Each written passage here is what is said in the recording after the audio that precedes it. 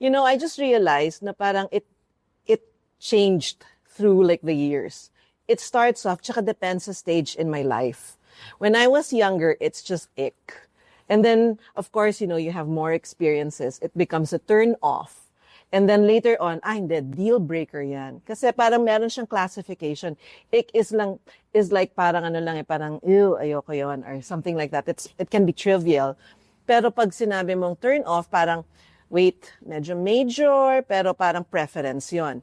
But the deal breaker is like values na. Yeah. Like my principles we don't align. And so it changes talaga. It changes with the different seasons of my life.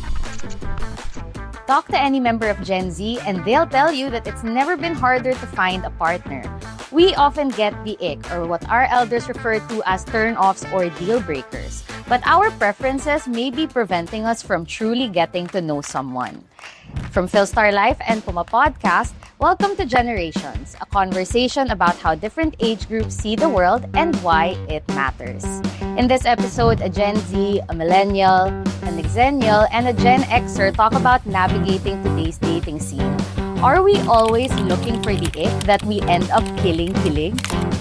In this episode, may Cruz Alviar, the director of the hit series It's Okay to Not Be Okay and many blockbuster films, and Raco Ruiz, visual artist and content creator, join me, Philstar Life columnist Angel Martinez, and PumaPodcast editor-at-large J. Mark Tordesillas for a conversation about dating, icks, and whether we sometimes get in our own way of finding love. So I'm Angel and I'm part of Gen Z, as you may know. I'm J. Mark. I'm an Xennial. I am May Cruz Alviar. Yeah, Gen X. I'm Raco Ruiz and I am a Zillennial. Okay, so I guess we can start the conversation by sharing a little bit about ourselves in the sense like what are things that we have considered icks, or in your terms, turn-offs or deal breakers? Do I go first? Should I go first? Okay. You sound like you have the most stories. No, I would say I was a recipient of like I'm the icky one, or like I guess it's so funny because like the things that my past, I'd say people who've had the ick with me are also the icks I have with other people. So it's like an ick cycle, and I would say that main ick umbrella term is just like being too much too soon. There, that it's like me also. I'm like. I have this problem where I'm too much too soon sometimes. Pero kung ginawa naman sa akin, I'm like also like turn off by it. So I guess that is like the overall category for like the small things. Like for example, first date pa lang may gift na, ganun.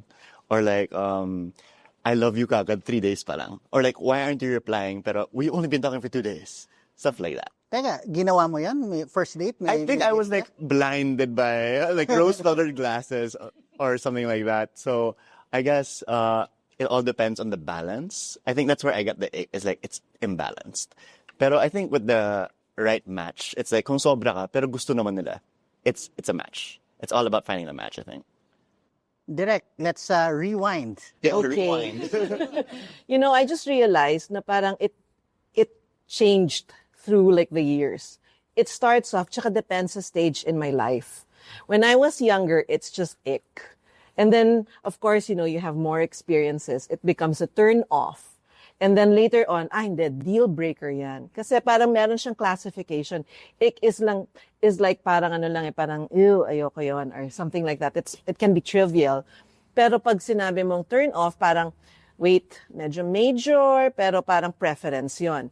But the deal breaker is like values na. Yeah. Like my principles we don't align. And so it changes talaga. It changes with the different seasons of my life. So when I was younger, yung mga ick ko like, ew, yung shoes niya hindi bagay dun sa or and then later on, yung naging turn off ko was, ano ba yung turn off ko?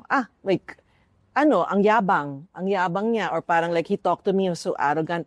We were just talking about manager's check, tapos the way he talked to me, parang nakakabobo. So parang sabi ko, I don't like him. Tapos yung next naman, deal breaker, wait, babaero, sinungaling, yung dating history niya is like this, or it can also be religion. Sobrang hindi kami match. So it changes. It changes depends on the stage of your life. Angel, ikaw, ick. Mahilig ka ba sa mayabang? Not at all. But that's the thing, that's a problem I noticed with Gen Z. Parang nagiging pantay na yung ick sa turn off and deal breaker. Parang these really trivial things that you're supposed to parang ignore once you get to know the person. They're kind of becoming the same level as like a deal breaker na I don't want to be with you anymore. Okay, fine. Like, aminado din naman ako na icks have sometimes gotten in the way of me getting to know a person. So, example. Yeah. So, fun fact, kasi in the column, I put like a hypothetical situation. Now, picture this. You meet a guy and he has these characteristics. Those were actual icks I had about certain guys, but I didn't want to admit it, so I just made it look like it was a pretend situation. Yeah. Yeah, so there was like in the first paragraph of my column, I say na I met a guy and we hit it off and then we exchanged Instagram handles. And then in his Instagram bio, he had the name of the high school he went to, but not his college. That's an it for you.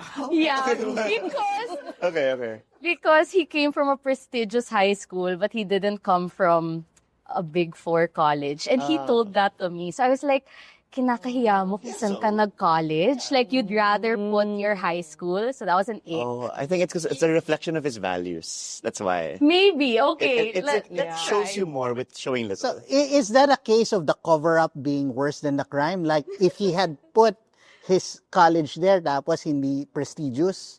I wouldn't have had a problem with that. Some people find that an ick though, like among members of my generation, if you didn't come from a Big Four school. But that's a completely different discussion. So, yeah, it's just something I noticed among members of Gen Z na we're very quick to like cancel someone to say na hindi natin sila type because they don't meet like these very narrow criteria, which I guess didn't really exist during your time. But oh my God, I totally get why though. You know why people are so choosy now. It's because there are a lot of options now too. Like for example, like if we wind the clocks back, let's say even before all of our times, like our grandmother's times, ganun. Kung sino yung neighbors mo, classmates mo, yun lang talaga options mo. It's like you have 20 options. Eh, syempre, so what if they're like, have toxic traits? You're like, this is my only option. But now like the net is so vast. It's global. So like, so true. yeah, the smallest, the smallest ick you'll get, I'm like, next. Even like, it's a metaphor actually for dating these days. A swipe left, swipe right. Like that's how fast someone can just give up on you. Yeah. So it's hard to make real world connections with all those options. How much of it is yun nga, that na the world is your oyster, you're always thinking you can do better? And how much of it is yung mababaw ka lang talaga na any small ick? Which is suffer naman. So like, Like, choose your battles, I guess. Because like, I encourage my friends all the time, don't settle, like be choosy. Kasi eventually you'll get someone that matches your criteria. Pero minsan kasi it's too choosy to a detriment. right. It's like, you had a good one, but you were too choosy, so you let go of it. But I'd say be choosy if it protects you. But don't be too choosy na maarte. Like they wear Crocs, okay? That makes them less of a person now. Like, it has to be like values, not really the shallow things. Yeah. Yeah, but I'm hearing two different things, di ba? Yung juicy ka, hindi ka naman juicy. And then value. So, alin ba talaga? Because when we're talking about ick, kababawan lang. But is there a value judgment here or? Kung related sa kababawan, I think yung value. Like, for example, like, with me, like one ick I would get before was just like being a little too affectionate right away. Because I think the value there is like, you're so quick to give your love away. Like, it's not like something you value. So Hindi it's like, mababaw yun, yung ano na yun. But it's a small thing that got connected to like a bigger thing. Which is why I think with things like that, it's okay to be choosy. But for example, shallow things like, I don't like his haircut. It's like, it's such a reason to stop dating someone, I think. Direk, ikaw, yung ick. Sa ick level ba dati may binasted ka na? Na hindi pa value judgment o hindi pa turn off, hindi pa deal breaker? Yeah, meron. Kasi first date, it was the first date and then he was saying, oh, baka puyat ka, inom ka na ng vitamins. Or, I mean, to others it may seem concerned, pero parang feeling ko, daddy ba kita? parang feeling ko, wait, we have to be, or like, this guy asked me out and then he said, hi po, pwede po, ask ko lang po if pwede kayo mayaya mag-coffee po. Parang ako, I don't want to go out with a guy na po ng po sa akin. Yeah.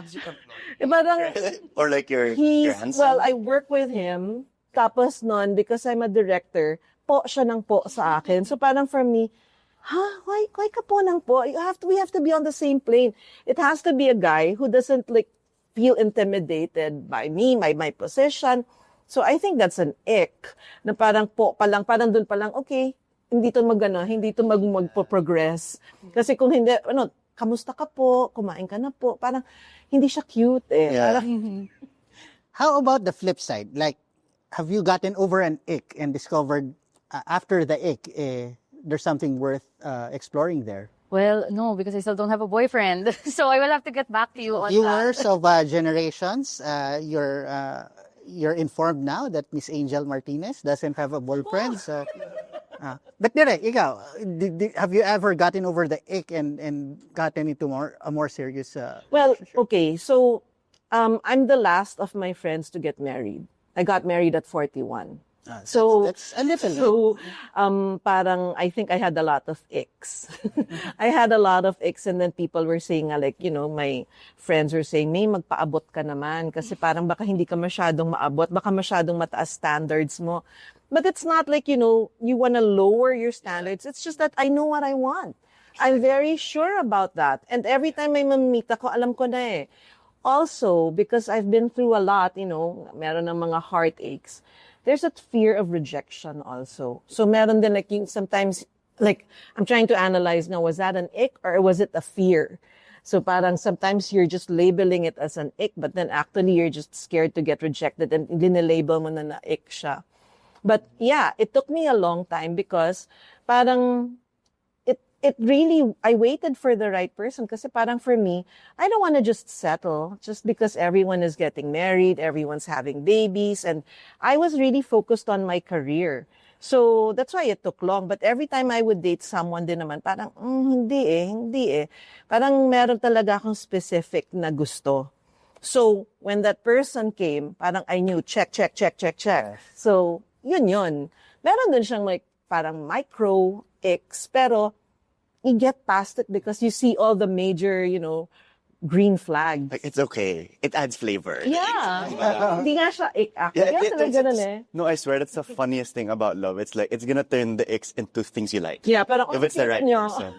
And like, I guess, also with being choosy, I have so many like friends also who are pressured to like, I need to be with someone because like I'm like 29 na ganun. But I am also telling them like, okay, half of your friends are married, but check again in 10 years. How many of them will wish they weren't married? So it's like, I think the ratio, like even scientifically, is like 50-50 ganun. So don't rush it. Yeah. It's better to be like with the right person and just wait a bit longer than, okay, you rushed being with the wrong person and your whole life will be like Exactly. difficult. Exactly. Right? Exactly. no regrets. Yeah. Direk may alluded to something like using icks as a defense mechanism. Like, have you ever Which is done good. that? No, yeah, because like Good. How is that I think good? it's gonna protect you from getting hurt again. Like for example, okay, one ick I have, I guess icks that I have is just associated with negative romantic experiences I've had. Like for example, if I had an ex that brought me like bad trauma, or like the relationship brought me trauma, not the person, I would experience those traits again in a new person and be like, wait, I don't want to go down this road again. Just So like that. Just as simple as specifically, that. ano yung ick na yun? I'd just say like maybe being too controlling or like too. That sounds like a red flag and not No, an ick. and you can notice the ick like in smaller things. Like for example, you're doing something that's harmless to the person and they're trying to change it. Like as soon as like maybe the first week of dating, I'll notice that and be like, okay, maybe not with this person. Just because like it's all too familiar. You don't want to repeat it again. Angel, I ick did- as a defense mechanism? Yeah, I actually did find out about that for the column na parang the ick is a biological response. It really is just kind of a way to protect yourself to ensure that you end up with the right mate. It was like something passed down through evolution. But I think the problem is, like, circling back to something Raco said about like how dating culture today just dehumanizes and makes people like so disposable. Now you can just discard someone immediately if they don't fit like really tiny criteria. Okay, so I had to ask my parents kasi for the article because like they're the closest I have to, you know, like lived experience. And my mom got the ick from my dad like when she first met him kasi he was super yabang daw and he kept speaking in English.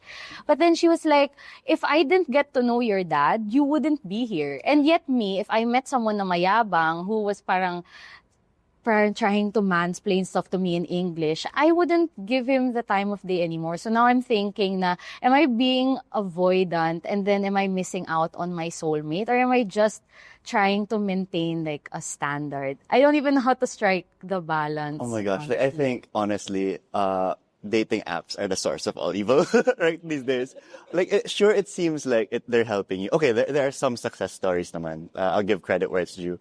But, like, most of the successful relationships I've met is just because, like, they met in person and took the time to know each other, not texting.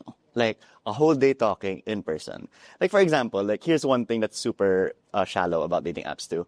Like, you romanticize this person already, first day talking, then you meet up, ay, hindi pala siya matangkad. Or ay, guwapo lang pala siya sa pic niya. So, it's better, like, you meet them in person, know exactly what you're seeing. So, like, you won't fall in love with, like, a projection, but the real thing right away. Yeah. Expectation versus reality. Yes. And I think now that the pandemic's over, people can give up dating apps. Because before, it's the only option. Like, because you can't go out. But now, there are events every weekend. You want someone athletic, go to a run club. If you want, like, a nerd, like, join a book club. I'm taking notes right now. Yeah. I mean, go to the community where your type is. I think that's a good technique. Like, dating in the real world. Tsaka meet a lot of people. Kasi you'll never know what you're looking for if you don't know. Tsaka syempre list din. What are you, like that's what I did, honestly. Okay. I listed it. Parang, okay, what am I looking for in a guy or someone I want to marry? I listed it all down. What are my deal breakers? At least it's getting to know. Kasi parang sometimes you're figuring it out. But of course, I did that after like years of dating. That was like when I was in my 30s. Teka, sandali, saan ba ako papunta? What do I want? At one point also, I was so heartbroken that I said, parang, my mom was so distraught when my dad passed away. Mamamatay din naman yung asawa mo. Is fast forward ko na dun sa moving on. So, parang I was that jaded na parang ayoko na lang ikasal. And then I even prayed, sabi ko, sige na, God, okay na to. I'll just take it, single blessedness na maybe that's what you want to say to me. And then, hindi nangyari yun. So, parang sometimes, you just do it because you're hurt or you say things like that. Pero later on, when you're over it, you'll realize, wait, I'm ready. And you also have to, check yourself. Are you ready? Kasi baka mame, you're going out dating, you're wasting your time. You can just go have fun and meet people. Pero later on, parang, okay, I think I'm ready. And I want to meet people and I'm seriously looking for someone I want to be with. And you also have to know, why am I going out with this person? Is it just for fun? Or am I looking for someone to be with forever? Kasi yun din yun parang what's your intention? Baka mamaya you're also wasting the other person's time. Yeah. But you know what's also such a I think I'm a case study in this with all my theories and stuff because like, my current girlfriend now, she told me in the start she doesn't want a boyfriend and like she doesn't want to settle down with anyone anytime soon. And then it just happened naturally. Di namin pinilit. I just like, kept being her friend and it happened naturally. And she was never on dating apps. So I would have never met her on a dating app. And here I was on dating apps for like on and off 5 years, disaster after disaster. And like the one time I gave up dating apps is when I actually met someone. So, and that listing is so funny, Direk, that you mentioned. It reminded me, I made this doodle in high school of what my dream girl is. And then like 15 years later, pati yung guhit ko ng dream girl na yun, kamukha yung girlfriend ko ngayon. So I was like, it helps to really know what you want so that when you see it, you're like, oh, this is the one. But also, all the disasters are good. All the like missteps because it'll be like, this is what I don't want or this is what I don't want to do in a relationship. Yeah. But kawawa na lang yung mistake na ginawa mo or victim ng mistake in that time, but it has a purpose. Yeah. Yeah. Although I would put, that's terrible advice, yung just be a friend to the girl. Uy, di ako abangan. So many heartbreaks have happened. I kind of like, what I did was, Wag, guys, wag niyong gagawin yun. what I did was, in that situation was, I was ready to move on actually. I was like, okay, she wants to be a friend, I'll just be her friend. I won't like her na. And then she started liking me. So my intent wasn't a bangers. And okay, I'll admit where I'm wrong. I've had experiences where I was a bangers. Okay. And So it the didn't one end time well. it worked, it worked for the one. Yeah, Basically. the one time it worked when I wasn't a bangers. I was like, I genuinely gave up. I was like, okay, you really just want to be my friend? I'll treat you like a friend. And it worked. Turns out it worked to my advantage. Don't stage it though. Don't choreograph that.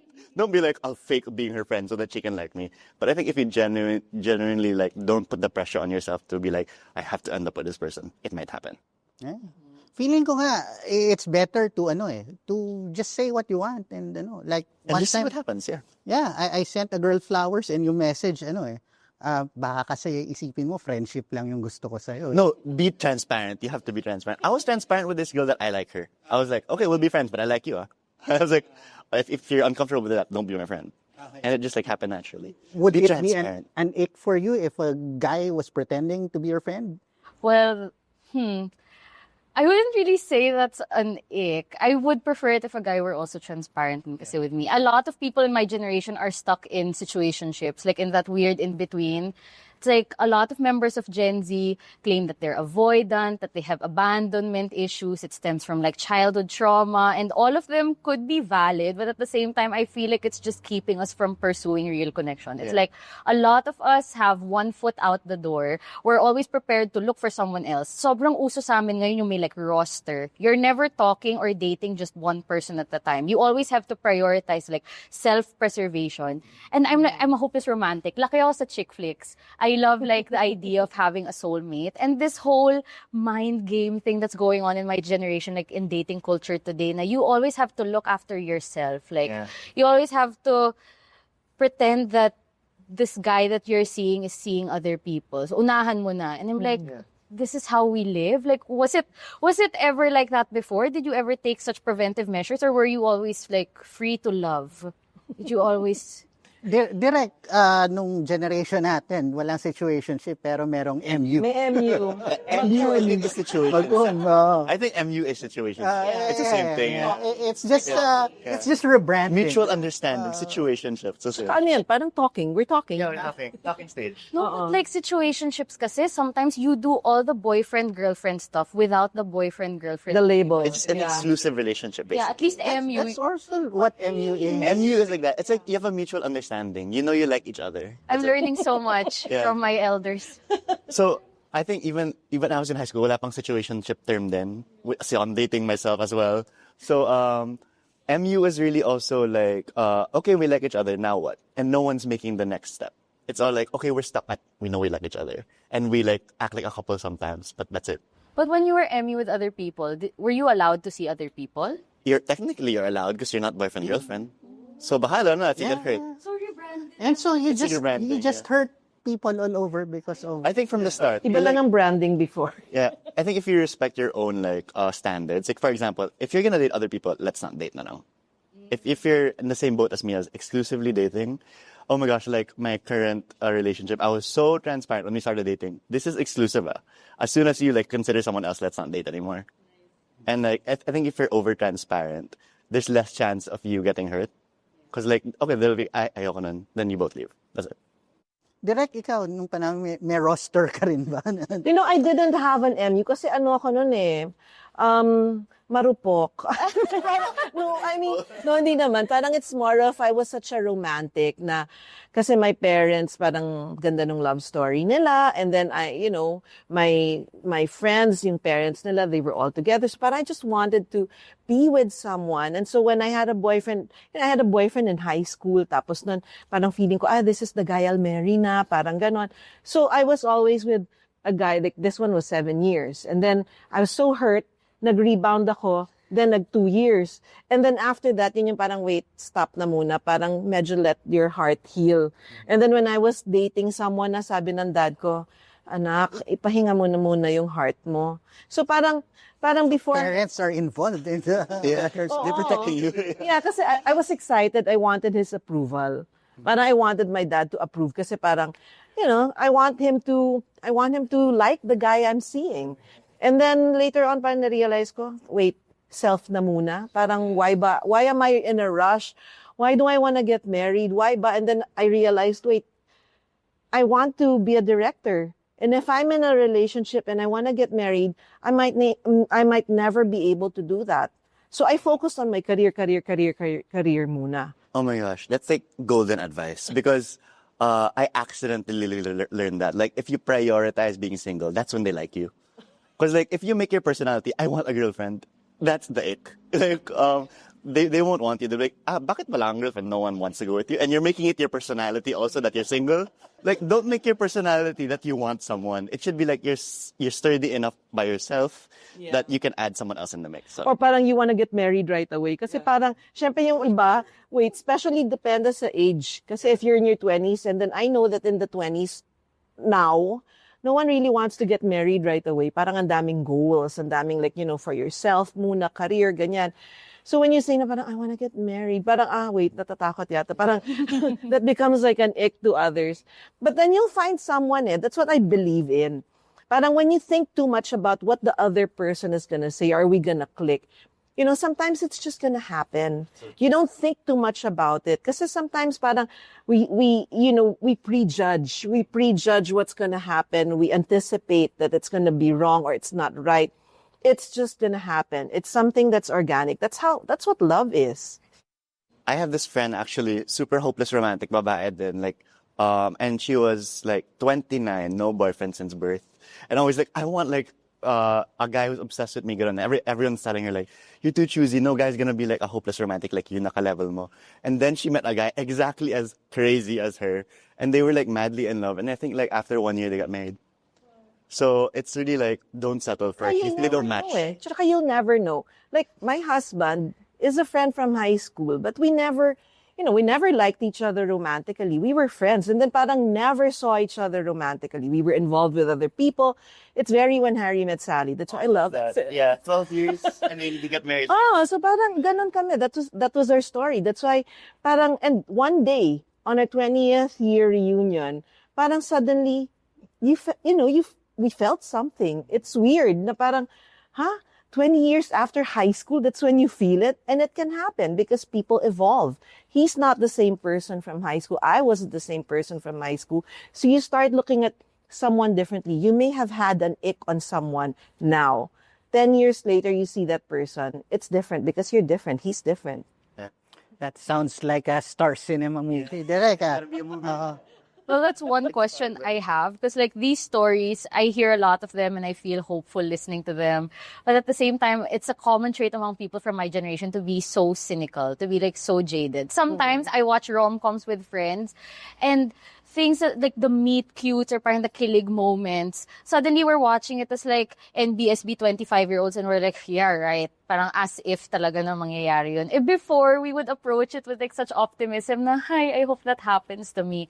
Do you have any advice for my fellow cynical, jaded, loveless members of Gen Z? Like, how do we overcome that and I guess overcome getting the ick and, open ourselves to love? I guess like, oh wait, you can go ahead. You can go ahead. No, I was just gonna say that stop fixating on it. Like, keep your mind occupied with other things. Like, this is a thing I've seen time and time again with like all my friends who are frustrated with being single. When they give up and just be like, you know what? No, I'll focus on gymming. Nah, I'll like focus on my hobby. I'll focus on my career. Biglang 3 months later, may girlfriend na or boyfriend na. So it's like when you don't fixate on it. And they became less cynical about relationships also. Like, I remember this one friend I had, his topic every time we'd hang out was like, why is this girl always ghosting me? Why is this girl this, that? And then for 3 months, he was just like, you know what? I'll focus on the gym now. And then every time we hung out, he's talking about gym facts, ganun. And then he got with a gym girl, like in like 3 months. So it's like, focus on yourself and don't be cynical about dating because that's gonna push people away, I think. Yeah. Me naman parang I think, kasi I know that feeling. I know that feeling of being cynical, especially if you've been hurt. And the hurt isn't just from a relationship. It can be your parents' relationship. It can be coming from a broken home and you know that, okay, love doesn't exist. Because my parents, I saw that. And you can't dictate that to a person na parang, hey, don't be cynical. Because that's their own personal experience. But, love happens. And it just hits you. So you can be cynical now, but believe that it can happen. That's all I can say. Kasi I can't tell you and, convince you because you have your own burdens, you have your own backstory. So, but it happens. Even to the most cynical, even to the hardest heart, love can happen. Oops, correction, fluid, so don't be cynical na sinabi ko. But I try to avoid fixating on the cynical part. And I realize sometimes, because trust me, also for like that stint I had on dating apps for 5 years or something, on and off naman, did the whole 5 years, I was very cynical also.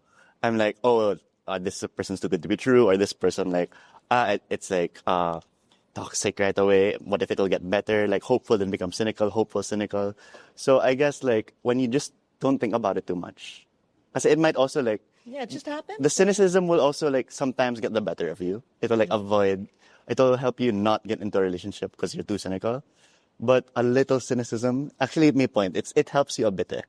Like it helps you avoid like things you'd rather not go through, which are may hurt. You have to also, when you want to fall in love, you have to also decide on it. It's a decision that you make too. Because you have to decide to open up your heart. Because, you can be cynical and it's only just superficial lang yun or parang nasa surface lang siya. But deep inside you want. Ask yourself then, do you really want to fall in love? Do you want to find someone? And if you do, open your heart and open yourself up to it. Kasi parang kunwari, you want pero parang iwas ka naman ng iwas. You don't go out naman. You're just locked inside your condo or how will you find someone? I mean, like, I remember this, I had a friend who was like calling me from a seminar in Cebu. Sabi niya, May, guess what? I'm in Cebu, I'm in a bar, and sobrang ganda ko. Hinihila nila ako lahat dito, pinag-aagawan ako. Where was I? I used to smoke then. I was in the fire exit smoking alone in a dark fire exit. So parang ako, nangaasar ka ba? Na ako, I'm alone, I'm single, I'm in a dark fire exit. And then sabi niya, choice mo yan eh. It's your choice to be in a fire exit smoking on a Saturday night alone when you can be out meeting people or out, joining activities of, then meet people of similar interests. It's a choice you make too. It's so fascinating because it's like a spectrum of what's right and what's wrong. It's like a whole gray area. Because on the flip side, I'm so thankful that my girlfriend now was cynical for the longest time. Na wala siyang boyfriend. I was like, thank God she was cynical. And buti na lang andun ka as a friend. Yeah. That wasn't my technique. I genuinely wanted to be just her friend. But I was also transparent with like, okay, if you start dating someone, I don't know if I can be your friend. Like that. I was like transparent. Like, I don't know if I can be your friend once a boyfriend steps in. So, yeah, just be transparent and I guess don't make it too black and white. Don't make anything too black and white. And to Direk May's point, no, may kasabihan nga tayo, daig ng malandi ang maganda. Di ba? So, No, but no, but one thing I would say as an older generation is that we take things too seriously when we're young. Like every heartbreak is like the end of the world, and then 5 years later you'll look back and that was so stupid. And so go out there, make wrong decisions, make bad choices, date the wrong people, right? And 5 years later it won't matter. And so I think that's what I find weird about Gen Z na this is such a courageous generation. They care about so many causes, and yet when they need to put their hearts on the line, parang ayaw nila tumaya.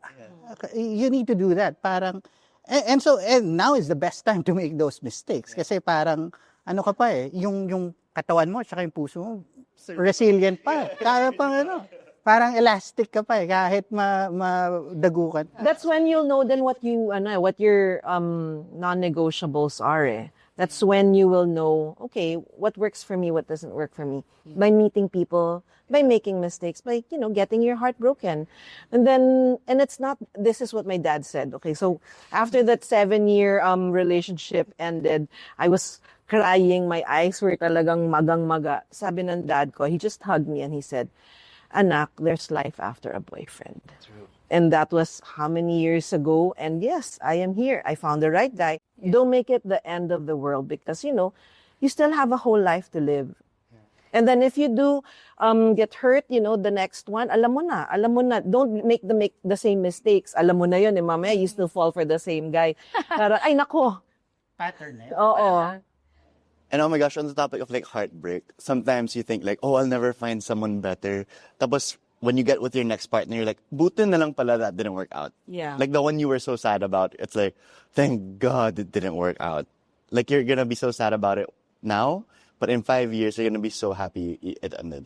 So yeah. Direk, you mentioned something about looking for non-negotiables. And I think that's an important concept that maybe members of my generation should ingrain instead of like fixating on these superficial icks. Instead, like try to look for parang non-negotiable traits nga like within the partner. Something about like principles, values maybe. Instead of like, oh, I don't like his haircut or I don't like the color of his shoes. Guilty.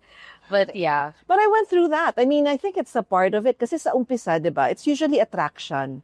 Usually it's attraction. Then, but if you're not physically attracted, and usually that's where it starts. I mean, when you're younger, it starts from physical attraction. Bihira naman yung, well, I know of a few younger people na sinasabi, I like talking to her. Pero mostly it's because attracted eh.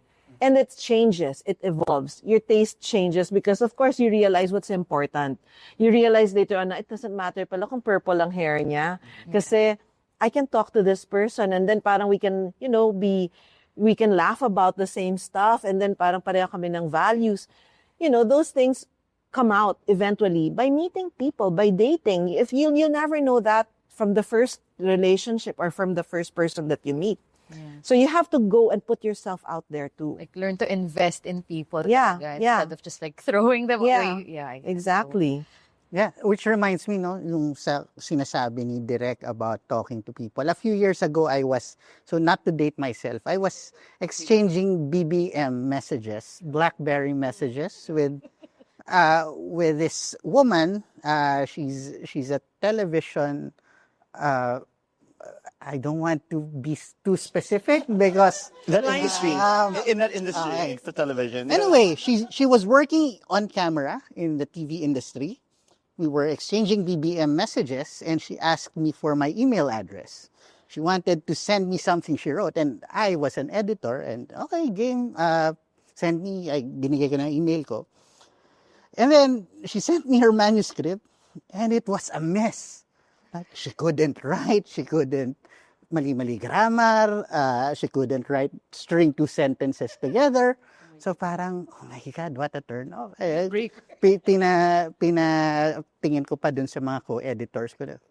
Tingnan mo to, may pag-asa ba to? Wala talaga. So, yun yung ick. Did I stop talking to her on BlackBerry Messenger? No. Yeah, next fine. She was very attractive and she was a TV personality. So, I'm thinking now, like, which one is more shallow? If I stopped talking to her because she didn't write well, or I continued talking to her because she was a very attractive TV personality. So, yeah, it's all about balance and values. Yeah, knowing what's important to you. Kasi yun, you can get past it. Parang pwedeng, pero sige, I can turn a blind eye on that because, you know, it depends what matters to you. Yeah, and you know what the deal breaker was? She dated someone else. That's a real deal breaker, yeah. Because if you're still around while they're dating someone else, that's like a whole different territory of toxic already. Saka when you get older, like yun nga, when I was saying, diba, when I was younger, ganyan, you get your heart broken, etc. Later on, you'll know what you want na eh. So I was dating my husband, well, boyfriend then. Tapos we were already going on our 3rd year. Eh ano na ako nun eh, I was in my late 30s. So parang, teka, ano ba to? Saan ba to papunta?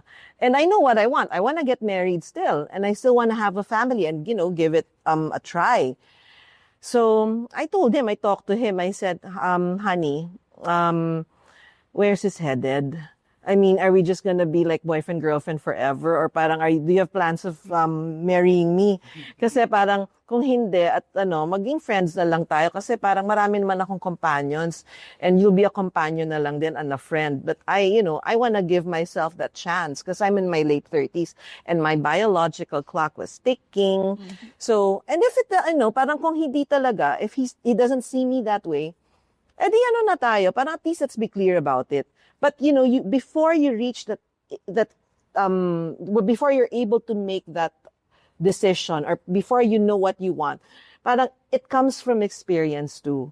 it comes from, several relationships or, being out there. You know exactly what you want. Parang you're ready. You know that this is what you want. And if this person isn't ready, you know na parang stop wasting my time because time is moving so fast. Okay. And especially for women, I mean, if you're thinking about, yung parang kagaya niyan like me, I prioritized my career. So I sacrificed my biological clock. And that's one thing that I gave up. I mean, during my time, wala pa nung mga freezing of eggs and all.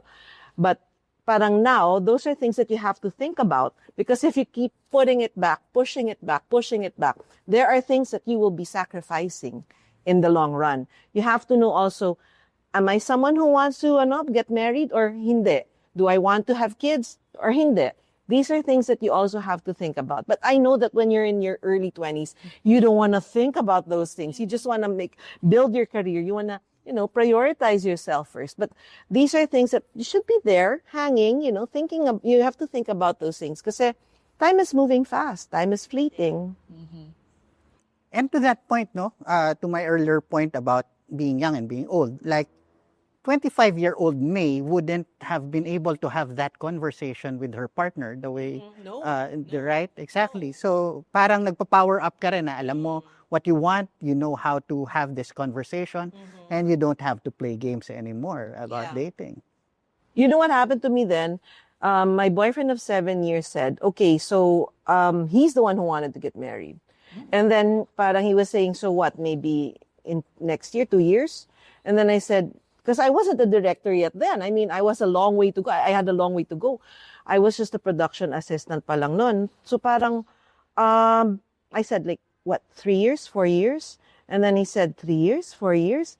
So iba yung state ko during that time because I still had goals. I wanted to achieve this. I wanted to reach my dreams. So if hindi kayo aligned, you know right away, there's something wrong. It's probably not gonna work out because he's on a different plane, you're on a different plane. That's a non-negotiable. Mm-hmm. That's exactly. Okay. Exactly. So, I wouldn't be saying na parang, saan ba ito papunta? No. At natanong ako nun, where is this headed?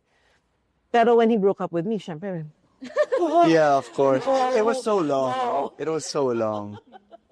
I guess thank you for the free therapy session for me and all members of Gen Z who are avoidant and struggling with abandonment issues. There is hope for us, which I am glad to report based on the stories of the generations that came before me. So thank you so much, guys, for this enlightening talk, for this hopeful talk. I guess it just taught me to open my heart. Yeah. So yeah, put yourself out there. put myself out Don't there. live in the friend zone. Whoa. And love happens even to the hardest of hearts. Wow. And like, try not to use dating apps too much. It's like use real life situations where you meet people. Yes. Yeah, I think so. Human connection.